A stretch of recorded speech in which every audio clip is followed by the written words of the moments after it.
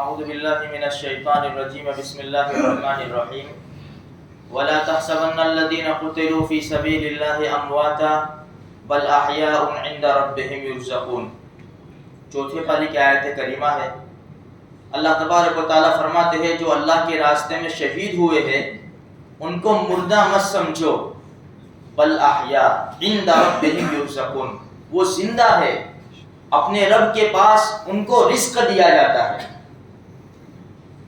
حدیث میں آتا ہے جب انسان اعلاء کلمت اللہ کے لیے لڑتا ہے، اللہ کے نام کو بلند کرنے کے لیے لڑتا ہے اور دشمن سے برسر پیکار ہوتا ہے، اور جب اس کے اوپر وار آتا ہے تو شہادت جب ہوتی ہے تو خون کا قطرہ زمین پر گرنے سے پہلے اللہ اس کی مغفرت فرما دیتے ہیں۔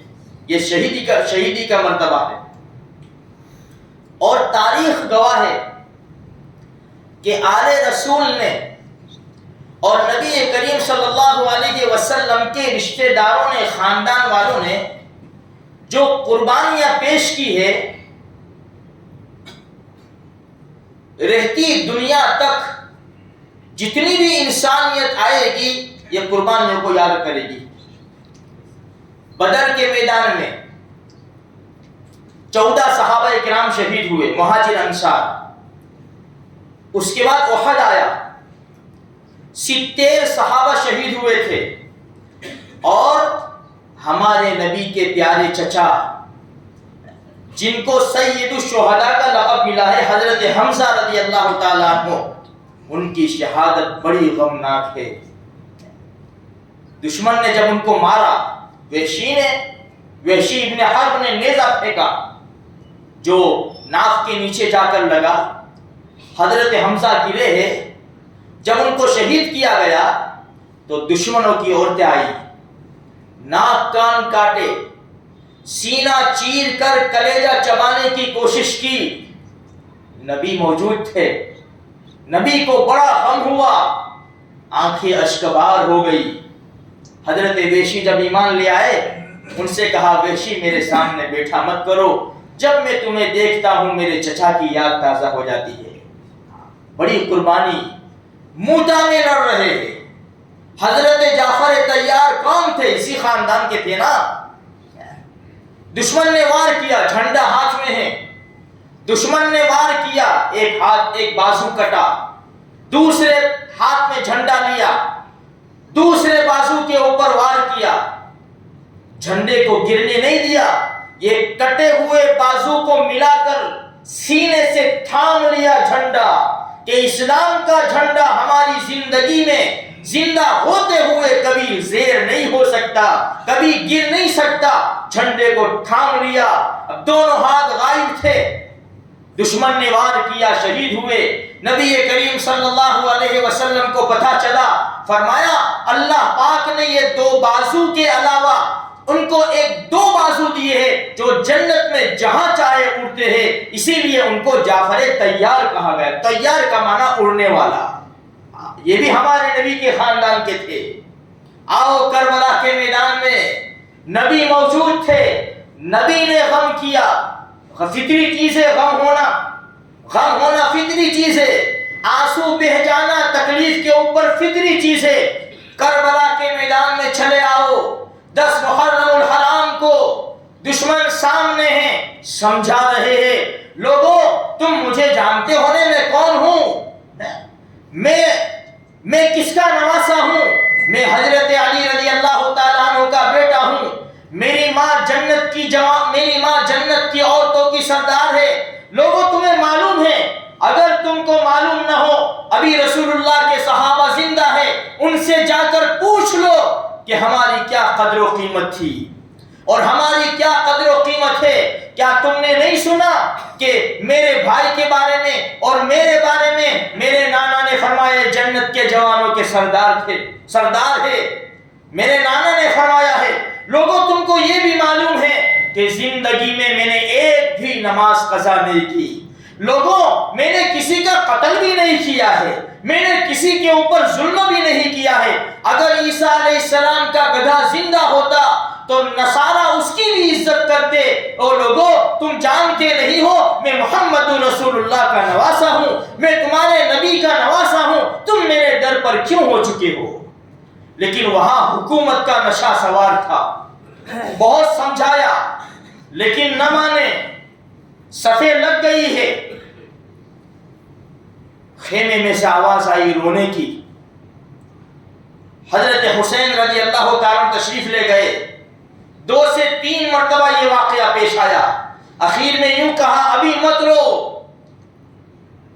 کچھ دیر کے بعد تم کو رونا ہی ہے، دل بھر کے جی بھر کے رو لینا، لیکن ایک بات یاد رکھنا، کپڑے مت پھاڑنا، سینہ چاک مت کرنا، گریبان چاک مت کرنا، ہائی واویلا مت کرنا، اپنے منہ کے اوپر تماچے نہ مارنا۔ یہ وصیت کی، لوگوں کو سمجھایا۔ ایک آدمی وہاں سے نکلا اور نکلتے ہی اس کا گھوڑا بٹکا اور وہیں مر گیا۔ حر ابن یزید تمیمی نے دیکھا، وہ اس طرح وہاں سے نکلا، دشمنوں کی فوج میں تھا، کوفیوں کی فوج میں تھا۔ حر ابن یزید تمیمی جب دیکھا کہ حال یہ ہوا، ابھی نکلا ہے، گھوڑا بٹکا اور مر گیا، اپنی تلوار اور ڈھال سنبھالی، چہرے کے پاس ڈھال رکھ لی اور اس طرح سوار ہو کر گئے جس طرح حملہ کرنے جا رہے ہیں۔ سیدھے حضرت حسین رضی اللہ تعالیٰ عنہ کے پاس جا کر اپنی ڈھال پھینک دی۔ نواسۂ رسول نے کہا کیوں آیا ہے؟ حر ابن یزید تمیمی نے کہا کہ معاف کرنا آقا، یہی وہ منحوس آدمی ہے جو تم کو گھیر کر یہاں لایا ہے۔ آج میں تمہارے پاس معافی کے لیے آیا ہوں، اللہ سے میرے لیے دعا کرو، اللہ میری مغفرت فرما دے اور میں تمہارے ساتھ مل کر میں کوفیوں سے لڑنا چاہتا ہوں۔ حضرت حسین رضی اللہ تعالیٰ عنہ بڑے خوش ہوئے۔ کہنے کا مقصد یہ ہے میرے بھائیوں، سناٹا چھایا ہوا ہے، اللہ کے سوا کوئی مددگار نہیں ہے، یہ چھوٹا سا قافلہ ہے، لڑائی شروع ہوتی ہے، لڑائی جب شروع ہوتی ہے ایک ایک کر کے حضرت حسین رضی اللہ تعالیٰ عنہ کے سپاہی جانباز مجاہد یہ دشمنوں کو تتر بتر کر دیتے ہیں اور کئی کو مار کر شہادت کا جام پی لیتے ہیں۔ علماء نے لکھا ہے کہ کافی لوگ شہید ہوئے۔ جب نماز کا وقت آیا، ظہر کی نماز کا وقت آیا، حضرت حسین رضی اللہ تعالیٰ تشریف لے گئے، لوگوں نماز پڑھ لو، چلو نماز پڑھ لو، تو کیا کہہ رہے؟ تمہارے پیچھے نماز نہیں ہوتی، کہتے ہیں ان کے پیچھے نہیں ہوتی، ان کے پیچھے نہیں ہوتی، ان کے پیچھے نہیں ہوتی۔ یہ یزیدیوں کی بات ہے، تمہارے پیچھے نماز نہیں ہوتی۔ اچھا، جس کے صدقے طفیل میں نماز ملی ہے اس کے پیچھے نماز نہیں ہوتی، ہم نماز پڑھیں گے؟ تو کہنے لگے کہ نماز میں بھی ہم تم کو ماریں گے۔ فرمایا تمہیں جو چاہے کرو، نماز تو میرے نانا کی آنکھوں کی ٹھنڈک ہے، نماز کبھی بھی معاف نہیں ہے مسلمان کے لیے۔ چلو اپنے ساتھیوں سے کہا آدھے جنگ کریں گے اور آدھے نماز پڑھیں گے، نہ مسجد میں نہ مندر میں نہ بیت اللہ کی دیواروں کے سائے میں نماز عشق ادا ہوتی ہے تلواروں کے سائے میں۔ لوگ کہتے وضو کہاں سے کیا ہوگا؟ ارے پینے کے لیے پانی نہیں تھا، کہاں سے وضو کریں گے؟ تیمم بھی کیا ہوگا، لیکن خون کے فوارے چھوٹ رہے ہیں، اعضاء کٹ رہے ہیں، جسم سے خون بہہ رہا ہے۔ مسلمانوں، نواسۂ رسول کیا سبق دے رہے ہیں؟ بغیر کسی ریزن کے، بغیر کسی تکلیف کے، بغیر کسی مجبوری کے، یہ امام حضرت حسین کا دم بھرنے والا نماز کو آرام سے چھوڑ دیتا ہے، آرام سے نماز چھوڑ دیتا ہے، اس کو نماز کی پرواہ نہیں ہے اور اپنا عشق ظاہر کرتا ہے نواسۂ رسول سے۔ آجا سبق تو دیکھ کیا دیا ہے، کیا سبق دیا ہے۔ پھر سے میں وہ شعر دہراؤں کہ آ گیا عین لڑائی، نقش توحید کا ہر دل پہ بٹھایا ہم نے، زیر خنجر بھی یہ پیغام سنایا ہم نے۔ آ گیا عین لڑائی میں اگر وقت نماز، قبلہ روحوں کے زمین بوس ہوئی قوم حجاز، ایک ہی صف میں کھڑے ہو گئے محمود و ایاز، نہ کوئی بندہ رہا نہ کوئی بندہ نواز. نماز نہیں چھوٹ سکتی. نماز ہوئی, نماز کے بعد آل رسول باقی رہ گئے. ایک ایک کر کے سارے شہید ہوئے. ایک نوجوان کھڑا ہوتا ہے جس کا نام قاسم ابن حسن رضی اللہ تعالیٰ عنہ ہے. بڑا خوبصورت, بڑا بہترین قسم کا نوجوان. چچا جان بھتیجے کے ہوتے ہوئے میں تمہاری جان نکل جائے, تم شہید ہو جائے, مجھ سے نہیں دیکھا جائے گا. چچا جان پہلے میں جاؤں گا, میرے ہوتے ہوئے آپ کو تکلیف پہنچے, یہ کبھی نہیں ہو سکتا. ہتھیار سجائے, پتہ نہیں کس کا امامہ پہنا, کس کی تلواریں لی, یہ مبارک ساری چیزیں تھی.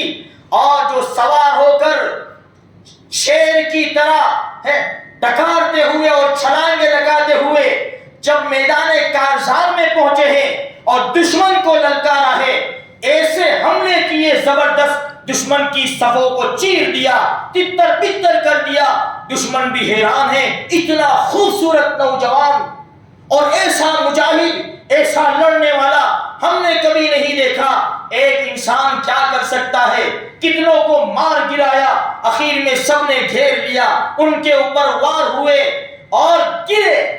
قاسم ابن حسن گرتے ہیں, ایک آواز گونجتی ہے میدان کارزار میں, یا اماں, او میرے چچا, او میرے چچا. بجلی کی طرح یہ آواز نواسے رسول حسین ابن علی رضی اللہ تعالیٰ عنہ کے کان میں پڑتی ہے. ہتھیار سنبھالتے ہیں, گھوڑے کے اوپر سوار ہوتے ہیں, میدان کارزار میں جاتے ہیں, دشمنوں کو اپنے بھتیجے کے پاس سے تلوار کے ذریعے ہٹاتے ہیں, اپنے بھتیجے کو سینے سے لگاتے ہیں اور کیا جملہ بولتے ہیں میرے بھائیوں, میرے بھتیجے آج تیرے چچا کے دشمن زیادہ ہے, دوست بہت تھوڑے ہیں. آج دشمن بہت زیادہ ہے, دوست بہت تھوڑے ہیں. کس طرح لاتے ہیں ان کو, پاؤں لڑکھڑا رہے زمین کے اوپر, روح پرواز کر گئی, لا کر جتنے شہید ہوئے تھے ان کے پاس لا کر سلا دیتے ہیں. اب باری آتی ہے, سب شہید ہو رہے, سب شہید ہو رہے, سب کے خون کے فوارے چھوٹ رہے. یہ وہ خون ہے, یہ وہ خون ہے, کل قیامت کے میدان میں اس کی کون گواہی دے گا. آخر میں کہا, لاؤ میرے معصوم کو, لاؤ میرے معصوم کو, میں پیار کر لوں. اب مجھے میدان کارزار میں جانا ہے. پتہ نہیں اللہ کو کیا منظور تھا, معصوم لایا گیا, چھوٹا معصوم. حسین ابن علی رضی اللہ تعالیٰ عنہ اپنے بچے کو پیار کرنے لگے, بوسہ دینے لگے. سامنے سے تیر آیا, خطا کر جاتا, ادھر چلا جاتا, ادھر چلا جاتا, حضرت حسین کو لگ جاتا. لیکن امت کو سبق دینا تھا کہ اس دین کے خاطر ہم بچوں کی بھی قربانیاں دے سکتے ہیں, لیکن ظالم کے اوپر ہاتھ دینا یہ ہمارا شیوا نہیں ہے, یہ ہماری مردانگی نہیں ہے, یہ ہماری بہادری نہیں ہے کہ ہم ظالم کے ہاتھ کے اوپر ہاتھ دے دے. ہم وہ قوم ہیں کہ ظالم کو ہم سبق سکھا سکتے ہیں اور ظالم کے ہاتھ کے اوپر ہاتھ کسی قیمت میں بھی نہیں دے سکتے. ہم دنیا کو نہیں خرید سکتے اور اسلام کو بیچ دینے, یہ کبھی نہیں ہوگا. ہم تو دین کو خریدنے والے ہیں, ہم اسلام کے اوپر بن اٹھنے والے ہیں, ہم دشمنوں کو مزہ چکھانے والی قوم ہے. میرے بھائیوں, یہ سبق ہے, بچے بھی قربان ہو سکتے ہیں. تیر آیا, سیدھا حلق میں بے وقت ہوا, سیدھا بچے کو گود میں رکھا, چلو بھرا, چلو خون کا چلو بھرا, آسمان پر اٹھایا. اے رب, اے رب, اگر تو اس حال میں بھی راضی ہے تو میں بھی تجھ سے راضی ہوں. اگر تیرے یہی فیصلے ہیں تو تیرا بندہ حسین تجھ سے راضی ہے. چھوٹا معصوم بچہ. اب یہ بہادر خدا کا شیر نکلتا ہے, سب کو سلام علیک کر کے, سب کو اچھی طرح وصیت کر کے میدان کارزار میں جب جا کر کھڑے ہوتے ہیں, پھر بھی وصیت کرتے ہیں, پھر بھی لوگوں کو سمجھاتے ہیں. لیکن ان کے ذہن کے اوپر حکومت کا نشہ سوار تھا. چاروں طرف سے دشمن تیار ہے, لیکن یہ نواسے رسول شیر کی طرح ایسا زبردست حملہ کرتا ہے کہ دشمن دور بھاگتا ہے. ہتھیار ہونے کے باوجود جو دنیا آج بھی دیکھ رہی ہے، پکے سچے مسلمانوں سے دنیا آج بھی ڈر رہی ہے، ہتھیار ہونے کے باوجود نہتے ہیں، کمزور ہے، ایک ہی ہے، ایک ہی ہے۔ ہاں کون ہے؟ کون ہے؟ جنہوں نے نبی کی گود میں پرورش پائی ہے، جنہوں نے نبی کی پیٹھ کے اوپر کھیلا ہے، جن کو نبی نے بوسے دیے ہیں، جن کی زبان سے نبی نے زبان ملائی ہے۔ فرمایا یہ میرا بیٹا حسین منی وانا من حسین، حسین مجھ سے ہے اور میں حسین سے ہوں۔ مرتبہ تو دیکھو، دشمن کے سامنے جا کر کھڑے ہوتے ہیں، لڑائی شروع ہوتی ہے، دشمن بھاگ رہا ہے، ادھر سے عمرو ابن سعد چیخ رہا ہے، ادھر سے شمر ذی الجوشن چیخ رہا ہے کہ تمہیں کیا ہو گیا ہے، ایک آدمی کا تم مقابلہ نہیں کر سکتے۔ یہ پلٹے اور وار کیے، کتنے وار؟ 100 سے زیادہ وار لگے، 45 وار 45 تیروں کے تھے، 43 تلواروں کے تھے اور 33 نیزوں کے تھے۔ اتنے وار لگنے کے باوجود بھی یہ شخصیت لڑ رہی ہے۔ آخر میں کیا ہوا؟ دشمن نے وار کیا، ہاتھ کٹا، ہاتھ مبارک کٹ کر دور گرا۔ میرے بھائیوں، میرا کہنا آسان ہے، تمہارا سننا آسان ہے۔ چلے جاؤ، اپنے آپ کو کربلا کے میدان میں لے جاؤ، دیکھو کیسا منظر ہے، خون کی ندیاں بہہ رہی ہے، لاشیں پڑی ہوئی ہیں، عورتیں دیکھ رہی ہے اپنے شوہر کو، اپنے بھائیوں کو، اپنے بھتیجے کو، اپنے بچوں کو، پتہ نہیں کیسا منظر ہوگا۔ ہاتھ کٹا، چاہا کہ وار کرے، لیکن ایک ظالم نے، سنان نے زور سے نیزہ مارا، پیچھے سے نیزہ مارا، سیدھا گھس گیا۔ اس نے پھر قریب آ کر نیزہ کھینچا۔ کس کے جسم سے کھینچا؟ کس کے جسم سے؟ نواسہ رسول۔ اس وقت اس دھرتی کے اوپر ایسا جسم موجود نہیں تھا، پوری دھرتی کے اوپر ایسا جسم موجود نہیں تھا۔ ظالموں نے ایسے مبارک جسم کو چھلنی کیا ہے، جیسے نیزہ کھینچا، روح پرواز کر گئی۔ اسی پر بس نہ کیا، سب کے سر کاٹے گئے، سب کے سر مبارک جسم سے جدا کر دیے گئے، اور عبید اللہ ابن زیاد کے کہنے کے اوپر، عمرو ابن سعد کے کہنے کے اوپر شمر ذی الجوشن نے 10 سے 12 سوار تیار کیے، گھوڑ سوار تیار کیے، اور نواسہ رسول حسین ابن علی رضی اللہ تعالیٰ عنہ کے پاک جسم کے اوپر گھوڑے دوڑا دیے گئے اور چھلنی کر دیا، ان کے جسم کو بوٹی بوٹی کر دیا۔ کیا اللہ اس بات کے اوپر قادر نہیں ہے کہ عذاب پھینک دیتا؟ فرمایا نہیں، آ جانا قیامت کے میدان میں۔ کون آئے گا؟ یہ آل رسول کی طرف سے کون آئے گا؟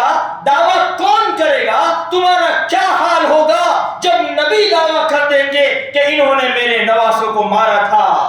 کیا ہے تمہاری کامیابی کی نشانی؟ مسلمانوں، میرا کہنے کا مقصد یہ ہے، مت ناچو، مت کودو، مت ڈی جے بجاؤ، جشن مت مناؤ۔ یہ بڑے غم کا دن ہے، بڑی خطرناک شہادت ہے، بڑی خطرناک۔ گھوڑے دوڑائے گئے، جسم کو چھلنی کر دیا، سر کاٹے گئے اور نیزوں پر لگائے، خیمہ لوٹا۔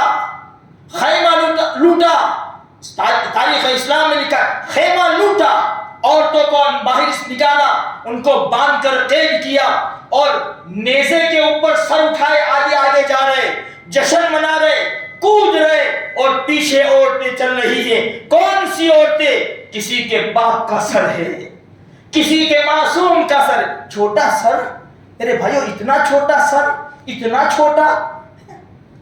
باپ اپنے معصوم بچے کا جب جنازہ اٹھاتا ہے نا، اس کے دل کے ٹکڑے ٹکڑے ہو جاتے ہیں۔ اگر اس کا سر کاٹ کر دے دو، خالی تصور کرو، تصور، ہماری اولاد کا سر کاٹ کر اگر ہمارے ہاتھوں میں آئے، ہماری جان نکل جائے گی، موت تک یہ آنکھوں میں سے آنسو نکلتے رہیں گے۔ ان عورتوں نے، بہادر عورتوں نے سارا منظر دیکھا، سر آگے جا رہے ہیں، عورتیں پیچھے چل رہی ہے، اور دشمن جشن منا رہا ہے۔ کیا خیال ہے اب ہمارا میرے بھائیوں؟